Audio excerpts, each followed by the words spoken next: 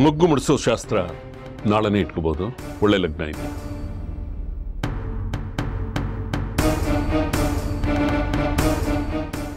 ಜಾಜಿ, ಶಾಸ್ತ್ರಿಗಳ ಕಾಲಿಗೆ ಬಿದ್ದು ಆಶೀರ್ವಾದ ತೋಳೆ.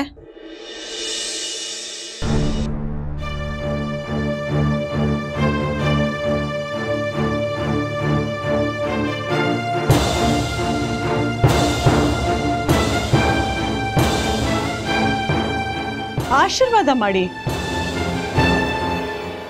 ಜಾಜಿ ಪ್ರಸವ ಸುಲಭವಾಗಲಿ, ನಿರಾತಂಕವಾಗಿ ಹೆರಿಗೆ ಆಗಿ ಮಗು ತಂದೆ ತಾಯಿ ಜೊತೆ 100 ಕಾಲ ಸುಖವಾಗಿ ಬಾಳ್ಲಿ ಅಂತ ಆಶೀರ್ವಾದ ಮಾಡಿ. ಶೀಘ್ರಮೇವ ಸಂತಾನ ಪ್ರಾಪ್ತಿರಸ್ತು. ಯಾಕಷ್ಟಕ್ಕೆ ನಿಲ್ಲಿಸ್ಬಿಟ್ರಿ?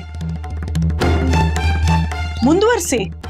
ಮಗು ತಂದೆ ತಾಯಿ ಜೊತೆ ಸುಖವಾಗಿ ಬಾಳ್ಲಿ ಅಂತ. ನಿಮ್ಮ ಆಶೀರ್ವಾದ ಫಲಿಸಿ ಮಗು ತಂದೆ ತಾಯಿ ಜೊತೆ ಇರೋ ಹಾಗಾಗ್ಲಿ. ಹೀಗೆ ಹರ್ಸಿ ಅಂತ ಹೇಳಿ ಮಾಡಿಸೋದನ್ನ ಆಶೀರ್ವಾದ ಅನ್ನೋದಿಲ್ಲ.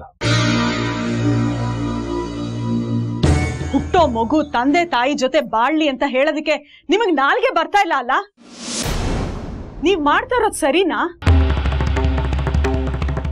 ನನ್ನ ತಪ್ಪು ಒಪ್ಪುಗಳ ಬಗ್ಗೆ ಮಾತಾಡೋ ಯೋಗ್ಯತೆನೇ ಆಗ್ಲಿ ಅರ್ಹತೆನೇ ಆಗ್ಲಿ ಈ ಊರ್ನಲ್ಲಿ ಬೇರೆ ಯಾರು ಗಳಿಸಿಲ್ಲ. ಅಷ್ಟು ದೊಡ್ಡ ಮನುಷ್ಯರಾದ ನೀವು ಜಾಜಿಗೆ ಹುಟ್ಟೋ ಮಗುನ ನಿಮಗ್ ಕೊಡ್ಬೇಕು ಅಂತ ತಾಕೀತ್ ಮಾಡಿದೀರಂತ. ಅಮ್ಮ, ಅವ್ರು ತಾಕೀತ್ ಮಾಡಿಲ್ಲ ಅಮ್ಮ. ನಾನು ಅಪ್ಪನೇ ಸೇರ್ ಮಾತು ಕೊಟ್ಟಿದ್ದು. ಮುಚ್ಚ ಬಾಯಿ. ನೀನು ನಿಮ್ಮ ಅಪ್ಪ ಸೇರ್ಕೊಂಡು ಇಡೀ ಊರನ್ನೇ ಮುಳುಗಿಸ್ಬಿಡ್ತೀರಾ. ಕಂಡವ್ರ ಬಲವಂತಕ್ಕೆ ಕಟ್ಟ ಬಿದ್ದು ಮಾತಿಗೆ ತಪ್ಪೋ ಹಾಗಿಲ್ಲ ಜಾಜಿ. ನನ್ನ ಹತ್ರ ಮಾತಾಡಿ ನೀವು. ಜಾಜಿ ಹತ್ರ ನಮ್ಮ ಮನೆಯವ್ರ ಹತ್ರ ಮಾತಾಡಿ ಮಾಡಿರೋ ಅವಾಂತರನೇ ಸಾಕು. ನಮ್ಮನೆ ಮಗುನ ನಿಮ್ಮನೆ ಕೊಡ್ಬೇಕು ಅನ್ನೋದು ಯಾವ ಸೀಮೆ ನ್ಯಾಯ? ಏದು ನ್ಯಾಯ ಅನ್ಯಾಯಗಳ ಪ್ರಶ್ನೆ ಎಲ್ಲ, ಕೊಡು ಕೊಳ್ಳುವಿಕೆ ಪ್ರಶ್ನೆ. ನನ್ನಿಂದ ನಿಮಗೆ ಉಪಕಾರ ಆದ್ಮೇಲೆ ನಿಮ್ಮಿಂದ ನನಗೆ ಪ್ರತ್ಯುಪಕಾರ ಆಗ್ಲೇಬೇಕಲ್ಲ. ಹಾಗಂತ ಮಗುನೇ ಕೇಳ್ಬಿಡದ? ಆಡೋ ಮಾತುಗೊಂದು ಅರ್ಥ ಬೇಡ? ನೀವು ಹಿರಿಯರು, ಜ್ಞಾನಿಗಳು, ಅಬ್ನವ್ರ ಆರಾಧಕರು. ನಿಮ್ಮಂತವ್ರ ಬಾಯಲ್ಲಿ ಇಂಥ ಮಾತು ಬರ್ಬೋದಾ?